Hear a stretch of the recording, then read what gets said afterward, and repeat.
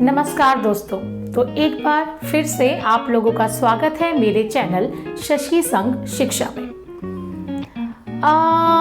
कल 14 सितंबर था। हालांकि ये वीडियो मैं कल बनाना चाह रही थी मगर किसी वजह से नहीं बना पाई। कई वजहें थी। कल हिंदी दिवस था, जैसे कि मैं आप लोग जानते हैं कि मैं हिंदी की अध्यापिका हूँ, तो कल बहुत सारे कामों में मैं व्यस्त थी। कुछ वर्कशॉप चल रही थी, कुछ सेमिनार्स चल रहे थे हिंदी के, तो कोई बात नहीं, मगर मुझे लगा कि मुझे हिंदी दिवस पर ज़रूर बातचीत करनी चाहिए। हम लोग जानते हैं कि हर साल 14 सितंबर को हिंदी दिवस मनाया जाता है।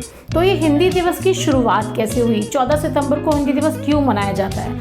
तो भाई, जब हमारा देश आज़ाद हुआ 1947 में, आपको पता है कि 1947 को हमारा देश आज़ाद हुआ था। तो 1947 के 2 साल बाद 1949 में हमारे राजनेताओं ने ऐसा अनुभव किया, ऐसा महसूस किया कि हमारी एक जो है भाषा होनी चाहिए, राजकाज की भाषा होनी चाहिए। तो सबकी सहमति से संविधान में हिंदी को राजभाषा का दर्जा दिया गया कि राजभाषा क्या होनी चाहिए? हिंदी होनी चाहिए। तो राजभाषा का इसको सम्मान मिला हिंदी को। और पंडित जवाहरलाल नेहरू जी ने 14 सितंबर को हिंदी दिवस घोषित किया कि 14 सितंबर को हिंदी दिवस जो है मनाया जाएगा। तो 14 सितंबर 1949 को हिंदी को राजभाषा घोषित करने के बाद इस दिन को प्रतिवर्ष जो है हिंदी दिवस के तौर पर मनाया जाने लगा। मगर सही मायने में जो हिंदी दिवस, पहला जो हिंदी दिवस मनाया गया, वो मनाया गया 14 सितंबर 1954 में। मतलब 53 में शुरू हुआ था कि बनेगा, तो 54 में मनाया गया था। आप लोग तो जानते हैं कि जो हमारा देश है वो विविधताओं का देश है। बहुत सारी भाषाएं हैं यहाँ पर बोली जाती हैं, बहुत सारी बोलियाँ यहाँ पर बोली जाती हैं। तो कुछ लोगों का मतभेद भी इसके ऊपर हुआ कि नहीं भाई, हिंदी ही क्यों चुनी जाए, राजभाषा हिंदी ही क्यों हो, इतनी सारी भाषाएं हैं। तो तमिलनाडु में और भारत के कई हिस्सों में जो है इस पर हिंसा भी हुई, इस पर विद्रोह हुआ। लोगों ने आंदोलन किए कि नहीं भाई, हिंदी को नहीं होना चाहिए। मगर फिर भी बहुत सारे असहमति के बावजूद भी हिंदी हमारी राजभाषा रही और ये हमारे लिए सम्मान की बात है। तो भाई, हिंदी को कब से ये जानने के लिए ये बहुत ज़रूरी है कि 14 सितंबर 1949 में जो है हिंदी को राजभाषा घोषित किया गया था। और पहली बार जो 14 सितंबर 1954 से सही मायने में हिंदी दिवस मनाया जाने लगा। और कब से लेकर आज तक हम हर साल हिंदी दिवस मनाते हैं। तो क्या है वक्ताओं की ताकत? भाषा हिंदी क्यों बनाई गई थी? कि हिंदी एक ऐसी भाषा थी जो भारत के ज़्यादातर हिस्सों में बोली जाती थी और समझी जाती थी। तो इसकी इस महत्व को देखते हुए हिंदी भाषा के इसको राजभाषा बनाया गया। तो वक्ताओं की ताकत भाषा, लेखक का अभिमान है भाषा, भाषाओं के शीर्ष पर बैठी मेरी प्यारी हिंदी भाषा। इसीलिए हिंदी के जो सर पर है ताज है, क्योंकि इसे क्या बनाया गया? राजभाषा बनाया गया। अच्छा, यहाँ पर ना कुछ लोग कंफ्यूज होते, तो मैंने इनके कंफ्यूजन को उनकी दूर करने के लिए कुछ लिखा है कि कुछ लोग हिंदी को जो है मातृभाषा भी बोलते हैं, कुछ राजभाषा भी समझते हैं, कुछ राष्ट्रभाषा भी समझते हैं, कुछ कहते हैं जनभाषा है, कुछ समझते बोली। तो इनमें क्या अंतर है, ये जरूरी है समझना। हमारे देश की जो राष्ट्रभाषा है, ठीक है, पहले तो कि मातृभाषा क्या है? मातृभाषा वो होती है जो बच्चा अपने परिवार में रह करके सीखता है, अपनी माँ से, माता पिता से, परिवार वालों से, रिश्तेदारों से। वो मातृभाषा होती है। जो बच्चा अपने आसपास के माहौल से सीखता है वो मातृभाषा है।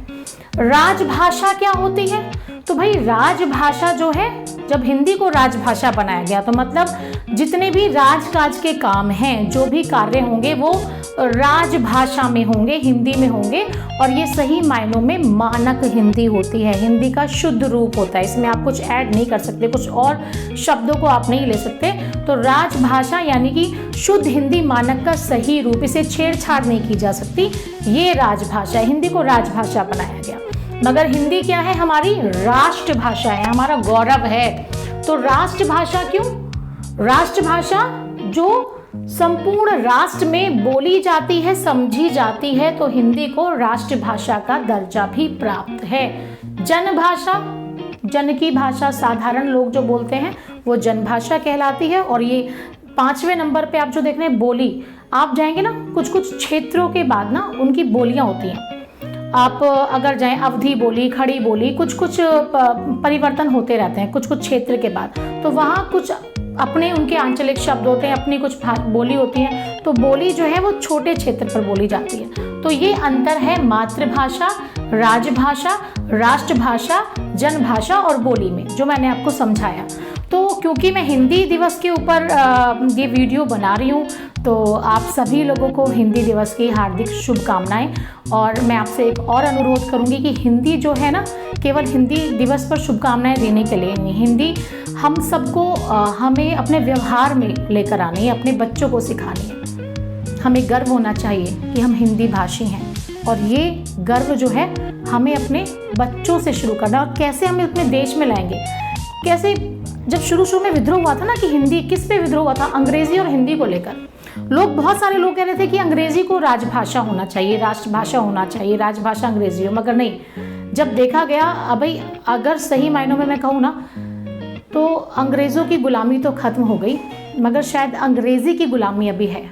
अभी भी ना हम अंग्रेज़ी की गुलामी में जी रहे हैं। जो लोग हिंदी बोलते हैं, मतलब उन्हें बड़ी निकृष्ट दृष्टि से देखते हैं कि अरे इसको तो हिंदी आती है, ये तो कामयाब ही नहीं होगा, इंग्लिश बोलनी नहीं आती। तो ऐसा नहीं होना चाहिए। हमें अपनी हिंदी भाषा पर गर्व महसूस करना चाहिए, है ना। अब हमारे देश में मुझे कई जगह ना बहुत दुर्भाग्य लगता है कि भारत जैसे देश में, जहाँ हिंदी हमारी राष्ट्रभाषा है, वहाँ पर गाड़ियों पर नंबर प्लेट होती है। नंबर प्लेट अगर हिंदी में नंबर लिखें तो चालान कट जाता है। ये बड़ी दुख की बात है। आप एक तरफ हिंदी को क्या कहते हैं, मैं तो अपने राजनेताओं पर ही प्रश्न उठा रही हूँ कि आप हिंदी को कहते हैं कि वो राष्ट्रभाषा है, राजभाषा है, मगर गाड़ियों पर जो नंबर हैं वो अंग्रेजी में होने चाहिए, वरना उनका चालान कट जाएगा। क्यों भाई, ऐसा क्यों?